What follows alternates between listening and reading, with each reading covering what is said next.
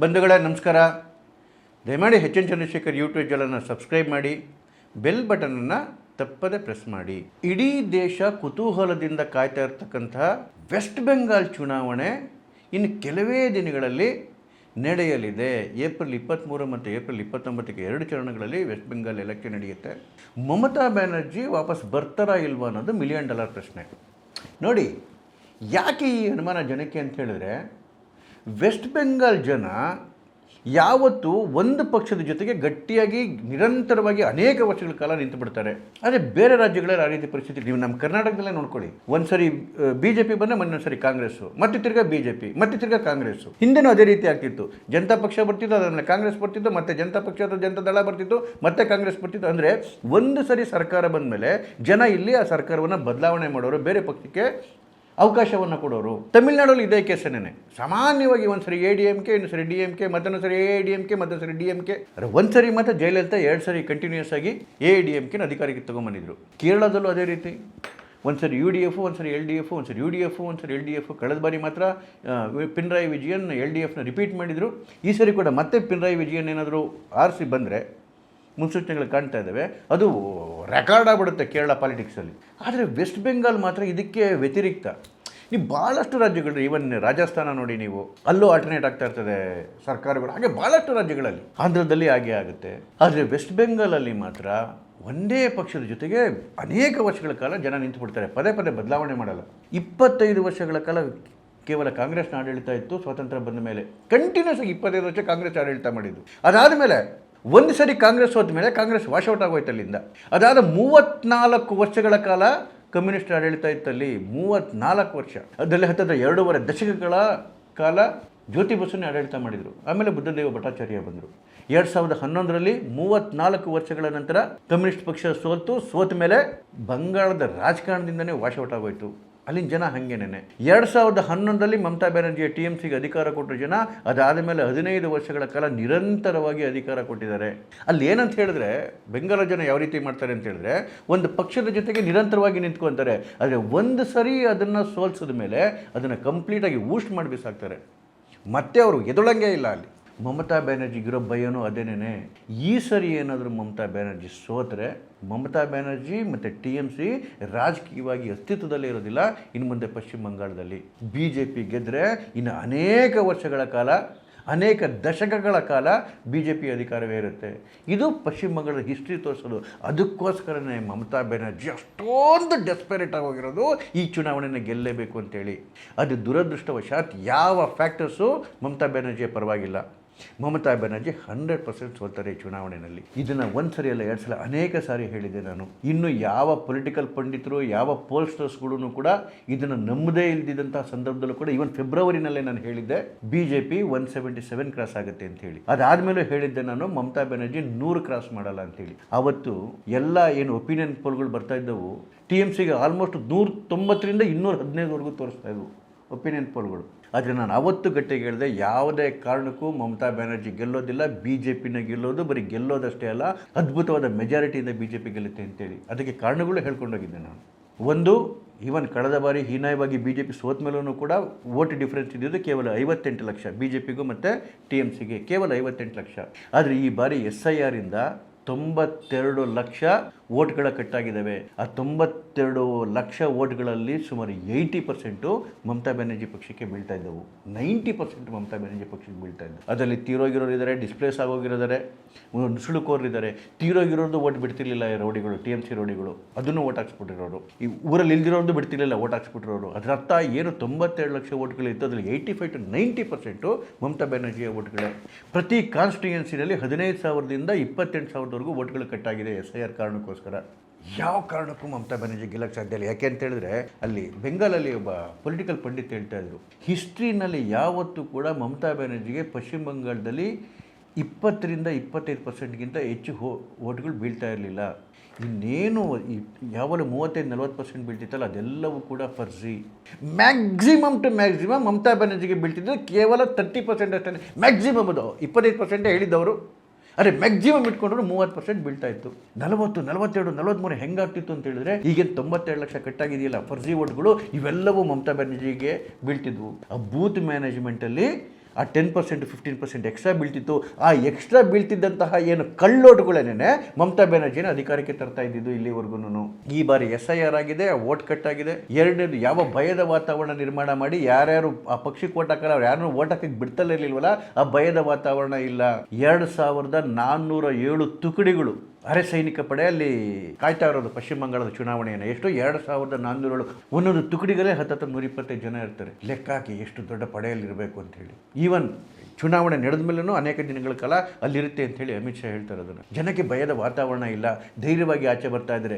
ಯಾವ ಭ್ರಷ್ಟಾಚಾರದಿಂದ, ಯಾವ ಮಹಿಳೆಯರ ಮೇಲೆ ಅನಾಚಾರಗಳಿಂದ ಕುಖ್ಯಾತಿ ಪಡೆದಿತ್ತು ಮಮತಾ ಬ್ಯಾನರ್ಜಿ ಸರ್ಕಾರ. ಅದಕ್ಕಿಂತ ಹೆಚ್ಚಾಗಿ ಹಿಂದೂಗಳನ್ನು ಒಂದು ದಮನ ಮಾಡಿದ್ರು, ಮುಸಲ್ಮಾನರ ವಿಪರೀತ ತುಷ್ಟೀಕರಣ ಆಗಿತ್ತು. ಇನ್ನು ಕೆಲವೇ ದಿನದಲ್ಲಿ ಬಾಂಗ್ಲಾದೇಶ ಆಗೋಗೋದ್ರಿ ಪಶ್ಚಿಮ ಬಂಗಾಳ. ಮಮತಾ ಬ್ಯಾನರ್ಜಿನ ಕಂಟಿನ್ಯೂ ಆದರೆ ಬಾಂಗ್ಲಾದೇಶ ಆಗ್ಬಿಡುತ್ತೆ ಬಂಗಾಳ. ಆ ಭಯ, ಆ ನೋವು ಅಲ್ಲಿನ ಹಿಂದೂಗಳಿಗಿದೆ. 70 to 75% ಹಿಂದೂಗಳು ಒಗ್ಗೂಡಿದ್ದಾರೆ. ಬರೆದಿಟ್ಕೊಳ್ಳಿ. ಇದನ್ನು ಯಾವ ಒಪಿನಿಯನ್ ಪೋಲ್ ಹೇಳ್ತಿಲ್ಲ, ಯಾವ ಚಾನಲ್ಗಳು ಹೇಳ್ತಾ ಇಲ್ಲ. ಹಿಂದೂಗಳ ಪೋಲರೈಸೇಷನ್ ಆಗಿದೆ. 75% ಹಿಂದೂಗಳ ಪೋಲರೈಸೇಷನ್ ಆಗಿದೆ. ಚುನಾವಣೆ ಬರ್ತಾ ಬರ್ತಾ ಬರ್ತಾ ಇನ್ನೂ ಜಾಸ್ತಿ ಆಗುತ್ತೆ. ಅದಕ್ಕೋಸ್ಕರನೇ ದೀದಿ ಬೆದರೋಗಿದ್ದಾರೆ, ಕುಚಿಚಾಗಿ ಮಾತಾಡೋಕ್ಕೆ ಶುರು ಮಾಡಿದ್ದಾರೆ. BJP ಅಧಿಕಾರಕ್ಕೆ ಬಂದರೆ ಮೀನು ತಿನ್ನಕ್ಕೆ ಬಿಡಲ್ಲ, ಮಾಂಸ ತಿನ್ನಕ್ಕೆ ಬಿಡಲ್ಲ, ಮೊಟ್ಟೆ ತಿನ್ನಕ್ಕೆ ಬಿಡಲ್ಲ ಅಂತೇಳಿ. BJP 21 ರಾಜ್ಯದಲ್ಲಿ ಅಧಿಕಾರದಲ್ಲಿದೆ. ದೇಶದಲ್ಲಿ 21 ರಾಜ್ಯದಲ್ಲಿ. ದೇಶದಲ್ಲೂ ಕೂಡ ಮೋದಿಯವರು ಕಂಟಿನ್ಯೂಸ್ ಆಗಿ 3ನೇ ಬಾರಿ ಆಡಳಿತ ಮಾಡ್ತಾ ಇದ್ದಾರೆ. ಯಾರಿಗಾದ್ರೂ ತಿನ್ನೋದಕ್ಕೆ ಏನೋ ತೊಂದರೆ ಆಗಿದೆಯಾ? ಈ 21 ರಾಜ್ಯಗಳಲ್ಲಿ ಅತಿ ಹೆಚ್ಚು ಮೀನು ತಿನ್ನೋ ಫಸ್ಟು, ಸೆಕೆಂಡು, ಥರ್ಡ್ ರಾಜ್ಯಗಳಲ್ಲಿ BJPನ ಆಡಳಿತದಲ್ಲಿರೋದು. ಜನ ನಂತರ ಇಂಥ ಮಾತುಗಳನ್ನ BJP ಬಂದರೆ ನಿಮ್ಮ ಮನೆಯೆಲ್ಲ ಕಿತ್ಕೊಂಡ್ಬಿಡುತ್ತೆ, ಜಮೀನೆಲ್ಲ ಕಿತ್ಕೊಂಡ್ಬಿಡುತ್ತೆ. ಪಕ್ಕದಲ್ಲಿ ಒರಿಸ್ಸಾದಲ್ಲಿ ಆಡಳಿತದಲ್ಲಿಲ್ವಾ? ಅಸ್ಸಾಮಲ್ಲಿಲ್ವಾ?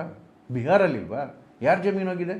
ಅಂದರೆ ಯಾವಾಗ ವಲ್ನರಬಲ್ ಸ್ಟೇಜ್ಗೆ ಹೊಟ್ಟೋಗ್ಬಿಡ್ತಾನೆ ವ್ಯಕ್ತಿ, ಈ ರೀತಿಯಾದ ಸುಳ್ಳುಗಳು, ಕೆಟ್ಟ ಕೆಟ್ಟ ಆಪಾದನೆಗಳು, ಕೆಟ್ಟ ಕೆಟ್ಟ ಬಾಚಿಗಳು ಬರಲಿಕ್ಕೆ ಶುರುವಾಗ್ತವೆ. ನೋಡಿ, ನಾನು ಫೆಬ್ರವರಿಯಲ್ಲೇ ಹೇಳ್ತಾ ಹೋದೆ, ಜನಗಳ ಭಯ ಕಡಿಮೆ ಆಗ್ತಾ ಆಚೆ ಕಡೆಗೆ ಬಂದು ಹೇಳೋ ಸಂಖ್ಯೆ ಜಾಸ್ತಿ ಆಗುತ್ತೆ ಅಂತ ಹೇಳಿ. ಪಶ್ಚಿಮ ಬಂಗಾಳದಲ್ಲಿ ಒಪಿನಿಯನ್ ಪೋಲ್ಗಳು ಸೋಲೋದಕ್ಕೆ ಪ್ರಮುಖ ಕಾರಣ ಒಂದು, ಆ ಜನ ಎಷ್ಟು ಹೆದರ್ಕೊಂಡಿದ್ದಾರೆ ಅಂತ ಹೇಳಿದ್ರೆ, ನಾನು ಬಾಯಿ ಬಿಟ್ಟು ನನ್ನ ಒಪಿನಿಯನ್ ಹೇಳಿದ್ರೆ ಎಲ್ಲಿ ಬಂದು ನನ್ನನ್ನು TMC ಗುಂಡಗಳು ಅಟ್ಯಾಕ್ ಮಾಡ್ತಾರೋ ಅಂತ ಭಯ ಒಂದು. ಆ ಜನಗಳು ಎಷ್ಟು ಹೆದರಿದಾರೋ, ಜನಗಳಿಗಿಂತ ಅತಿ ಹೆಚ್ಚು ಬೆದರೋಗಿರೋದು ಈ ಮೀಡಿಯಾ ಕಂಪ್ನಿಗಳು ಅಥವಾ ಏನು ಒಪಿನಿಯನ್ ಪೋಲ್ಗಳು ಮಾಡ್ತಾರಲ್ಲ ಇವ್ರಿಗೆ ಧೈರ್ಯ ಇಲ್ಲ ಆಚೆ ಕಡೆಗೆ ಬಂದು ಮಾತಾಡೋದಕ್ಕೆ, ಧೈರ್ಯವಾಗಿ ಹೇಳೋದಕ್ಕೆ. ಹಾಗಾಗಿನೇ ಒಪಿನಿಯನ್ ಪೋಲ್ಗಳೆಲ್ಲವೂ ಕೂಡ ಮಮತಾ ಬ್ಯಾನರ್ಜಿ ಪರವಾಗಿ ಬರ್ತಾ ಇತ್ತು. ನಾನು ಆವತ್ತೇ ಹೇಳಲಿಕ್ಕೆ ಶುರು ಮಾಡಿದೆ, ಈ ಪರಿಸ್ಥಿತಿ ನಿಧಾನಕ್ಕೆ ಬದಲಾವಣೆ ಆಗ್ತಾ ಜನಗಳ ಭಯ ಕಡಿಮೆ ಆದರೆ ಈ ಒಪಿನಿಯನ್ ಪೋಲ್ಗಳ ವ್ಯವಸ್ಥೆಗಳು ಕೂಡ ಬದಲಾವಣೆ ಆಗುತ್ತೆ, ಅವರ ದೃಷ್ಟಿಕೋನ ಕೂಡ ಬದಲಾವಣೆ ಆಗುತ್ತೆ ಅಂತೇಳಿ. ಫೆಬ್ರವರಿ ಮಾರ್ಚಲ್ಲಿ ಬಂದಿದ್ದ ಒಪಿನಿಯನ್ ಪೋಲ್ಗಳು ಹೇಗಿರ್ತಿತ್ತು, ಇವತ್ತು ಬರ್ತಿರೋ ಒಪಿನಿಯನ್ ಪೋಲ್ಗಳು ಹೇಗಿದ್ದಾವೆ ನೋಡಿ. ನಾನು ಆವತ್ತು ಫೆಬ್ರವರಿಯಲ್ಲಿ ಯಾವ ಮಾತನ್ನು ಹೇಳಿದ್ನೋ ಅದು ಇವತ್ತು ಒಪಿನಿಯನ್ ಪೋಲ್ಗಳು ಹೇಳ್ತಾ ಇದ್ದಾವೆ. ಮಾರ್ಚಲ್ಲೊಂದು ಮಾತು, ಏಪ್ರಿಲಲ್ಲೊಂದು ಮಾತು. ಯಾಕೆ ಅಂತ ಹೇಳಿದ್ರೆ ನಿಧಾನಕ್ಕೆ ಭಯ ಬಿಟ್ಟು ಜನ ಆಚೆ ಕಡೆಗೆ ಬಂದು ಮಾತಾಡ್ತಾ ಇದ್ದಾರೆ. ಈ ಪೋಲಿಂಗ್ ಏಜೆನ್ಸಿಗಳಿಗೂ ಕೂಡ ಪರಿಸ್ಥಿತಿ ಅರ್ಥ ಆಗ್ತಾ ಇದೆ. ನೋಡಿ ಯಾವ್ಯಾವ ರೀತಿ ಒಪಿನಿಯನ್ ಪೋಲ್ಗಳು ನಡ್ಕೊಂಡ್ಬಂದು ದಾರಿ ಅಂತ ಹೇಳಿ. 15 ಮಾರ್ಚಲ್ಲಿ IANS ಮ್ಯಾಟ್ರಿಕ್ಸ್ ಒಪಿನಿಯನ್ ಪೋಲ್ ಬಂತು. ಅದರಲ್ಲಿ TMCಗೆ 155ರಿಂದ 170, BJPಗೆ 100ರಿಂದ 115, ಕಾಂಗ್ರೆಸ್ ಮತ್ತು ಲೆಫ್ಟ್ಗೆ 5ರಿಂದ 7. ಇಲ್ಲಿ ಆಶ್ಚರ್ಯ ತಂದಿದ್ದೇನು ಗೊತ್ತಾ, ಅದರ್ಸ್ ಅಂತ ಹೇಳಿ 40ರಿಂದ 70. ಯಾವ ಅದರ್ಸ್ ಇದ್ದಾರೆ ವೆಸ್ಟ್ ಬೆಂಗಾಲಲ್ಲಿ? ಇಲ್ಲಿ ಹುಮಾಯೂನ್ ಕಬೀರು ಮತ್ತು OBC ಪಾರ್ಟಿಗೆ 40ರಿಂದ 70 ಬರುತ್ತಾ? ಅಂದರೆ ಇವ್ರಿಗೆ ಹೇಳೋಕ್ಕೆ ಧೈರ್ಯ ಇಲ್ಲ. ಏನೋ ಒಂದು ಅಡ್ಗೋಡೆ ಮೇಲೆ ದೀಪ ಇಟ್ಟಂಗೆ. ನೋಡಿ, ಈ vote vibe CNN News 18 opinion ಪೋಲ್ಗಳು ಮಾಡ್ತು. ನೋಡಿ ಅದು ಒಪಿನಿಯನ್ ಪೋಲ್ಗಳು ಹೆಂಗೆ ಬದಲಾವಣೆ ಆಯಿತು, ನಾನು ಹೇಳೋ ರೀತಿಗೆ ಹೇಗೆ ಹತ್ತಿರ ಬರೋಕ್ಕೆ ಶುರುವಾಯಿತು ಅಂತ. 23 ಮಾರ್ಚ್ಗೆ ಒಂದು ಒಪಿನಿಯನ್ ಪೋಲ್ ಬಂತು ಅದೇ ಕಂಪ್ನಿದು, 30 ಮಾರ್ಚ್ಗೆ ಒಂದು ಬಂತು, 6 ಏಪ್ರಿಲ್ಗೆ ಒಂದು ಬಂತು. ನೋಡಿ 23 ಒಂದೇ ಕಂಪ್ನಿದು. 23 ಮಾರ್ಚಲ್ಲಿ vote vibe CNN News 18 opinion poll ಬಂದಾಗ TMCಗೆ 184ರಿಂದ 200 ಸೀಟ್ ಕೊಟ್ಟಿತ್ತು, BJPಗೆ 98ರಿಂದ 108 ಕೊಟ್ಟಿತ್ತು. ಇದೇ same vote vibe CNN IBN 30 ಮಾರ್ಚಲ್ಲಿ, ಅಂದರೆ ಒಂದು ವಾರ ಆದಮೇಲೆ 23 ಮಾರ್ಚಲ್ಲಿ 200 ಸೀಟ್ ಕೊಟ್ಟಿತ್ತು. ಒಂದು ವಾರ ಆದಮೇಲೆ 30th ಮಾರ್ಚಲ್ಲಿ ಎಷ್ಟು ಬಂತು ಗೊತ್ತಾ? TMCದು 169ರಿಂದ 179, BJPದು 113ರಿಂದ 123. ಅಂದರೆ ಏನು 200 TMC ಕೊಟ್ಟಿದ್ದು ಅದಾಗಲೇ 179 ಇಳಿತು. ಎಷ್ಟಕ್ಕೆ? ಕೇವಲ ಒಂದು ವಾರದಲ್ಲಿ. BJPಗೆ ಏನು 98 ಕೊಟ್ಟಿತ್ತು, ಇದಾಗಲೇ ಇಲ್ಲಿಗೆ ಬರೋಷ್ಟೊತ್ತಿಗೆ 123 ಆಗೋಯ್ತು ಒಂದು ವಾರದಲ್ಲಿ. ಅದಾದ ನಂತರ ನೆಕ್ಸ್ಟ್ ವೀಕ್ ಮತ್ತೆ ತಿರ್ಗಿ ಅದೇ ಕಂಪ್ನಿದು ಬಂತು 6 ಏಪ್ರಿಲ್ಗೆ. ಅದರಲ್ಲಿ TMCಗೆ 159ರಿಂದ 169, BJPಗೆ 120ರಿಂದ 130. ಒಂದೇ agency, very reputed agency CNN IBN News 18 ಮತ್ತು ವೋಟ್ ವೈಬ್ ಅವ್ರದ್ದು. ಒಂದೊಂದು ವಾರಕ್ಕೇನೆ ಅವರ ಒಪಿನಿಯನ್ಗಳು ಚೇಂಜ್ ಆಗ್ತಾ ಬಂತು. 200 ಇದ್ದಿದ್ದು TMCದು 169 ಇಳಿತು, ಆಮೇಲೆ 159 ಇಳಿತು, BJPದು 130 ಹೋಯ್ತು. 6ನೇ ತಾರೀಕು ಏಪ್ರಿಲಲ್ಲೇ ABC ಮ್ಯಾಟ್ರಿಕ್ಸ್ದು ಒಂದು ಒಪಿನಿಯನ್ ಪೋಲ್ ಬಂತು. ಅದರಲ್ಲಿ ಎಷ್ಟು ಬಂತು ಗೊತ್ತಾ? TMC 140ರಿಂದ 160 ಆದರೆ BJP 130ರಿಂದ 150. ಅದರ ಅರ್ಥ ಏನು ಅಂತ ಹೇಳಿದ್ರೆ 6 ಏಪ್ರಿಲ್ ಬರೋಷ್ಟೊತ್ತಿಗೆ ವಾತಾವರಣ ಅಲ್ಲಿ ಯಾಕೆ ಬದಲಾವಣೆ ಆಗಿತ್ತು ಅಂತ ಹೇಳಿದ್ರೆ, the lower limit of TMC is 140, the higher limit of BJP is 150. ಕೇವಲ 10 ಸೀಟ್ ಡಿಫ್ರೆನ್ಸ್ ಅಷ್ಟೇ ಇದ್ದಿದ್ದು BJP ಮತ್ತು TMC ಮಧ್ಯೆ. ಆಗಿನ್ನೂ ಯೋಗಿ ಬಂದಿರಲಿಲ್ಲ ಭಾಷಣ ಮಾಡೋದಕ್ಕೆ, ಆಗಿನ್ನೂ ಹಿಮಂತ್ ಬಿಸ್ವಾ ಶರ್ಮಾ ಬಂದಿರಲಿಲ್ಲ, BJPಯ ದೊಡ್ಡ ದೊಡ್ಡ ನಾಯಕರುಗಳು ಇನ್ನೂ ಬಂದಿರಲಿಲ್ಲ. ಅಂದರೆ ಅದರ ಅರ್ಥ, ನಾನು ಯಾವ ಮಾತನ್ನು ಫೆಬ್ರವರಿಯಲ್ಲಿ ಹೇಳಿದ್ದೆ ಆ ಸಂದರ್ಭದಲ್ಲಿ 200-215 TMC ಹೋಗುತ್ತೆ ಅಂತ ಹೇಳ್ತಿದ್ದ ಕಂಪ್ನಿಗಳು ನಿಧಾನಕ್ಕೆ ಬರ್ತಾ ಬರ್ತಾ ಬರ್ತಾ ಇಲ್ಲ BJPನೇ 10 ಸೀಟ್ ಅಹೆಡ್ ಹೋಗುತ್ತೆ, BJP 150 ತನಕ ಮುಟ್ಬೋದು ಅಂತ ಹೇಳೋ ಸ್ಥಿತಿಗೆ ಬಂದಿದ್ದಾರೆ. ಇವತ್ತು ಘಂಟಾಘೋಷವಾಗಿ ಹೇಳ್ತಾ ಇದ್ದೇನೆ ಬಂಧುಗಳೇ, BJP 200 ಕ್ರಾಸ್ ಮಾಡುತ್ತೆ. ತೀರಾ ವರ್ಸ್ಟ್ ಚುನಾವಣೆ ಆದ್ರೂ 177+ ಆಗುತ್ತೆ BJP.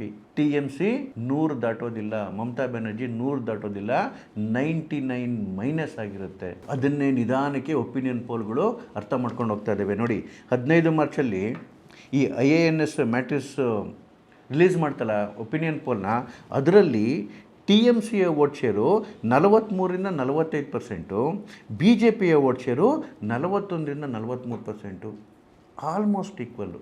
ಅದಾದ ಮೇಲೆ 1 ತಿಂಗಳಾಗಿದೆ ಈಗಾಗಲೇ. ಅನೇಕ ಬದಲಾವಣೆಗಳು ಗ್ರೌಂಡಲ್ಲಿ ನಡೀತಾ ಇದೆ. ಜನ ಭಯ ಬಿಟ್ಟು ಆಚೆ ಬರ್ತಾ ಇದ್ದಾರೆ ರೀ.